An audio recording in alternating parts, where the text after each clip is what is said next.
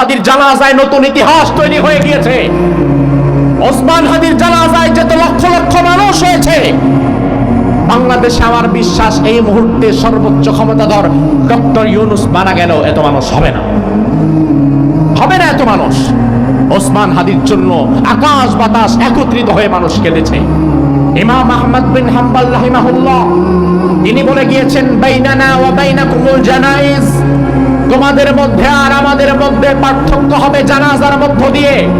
এই জন্য দেখা যায় এই জমিনে অনেক বড় বড় জালিম স্বৈরাচার বিদায় হয়ে গিয়েছে, যারা কয়েকদিনে ক্ষমতা পেয়ে জুলুম করেছে, স্বৈরাচার হয়ে গিয়েছিল, তাদের জানাজায় 10-12-15 জন লোক খুঁজে পাওয়া যায় নাই।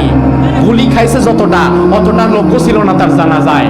অথচ ওসমান হাদির জানাজায় লক্ষ লক্ষ মানুষ, তার কোনো দল নাই, পয়সা নাই, কিচ্ছু নাই, এমন একজন মানুষের জন্য গোটা দেশবাসী যেভাবে কেঁদেছে, এতেই প্রমাণ হয় তার শাহাদাত আল্লাহর দরবারে মঞ্জুর হয়ে গেছে।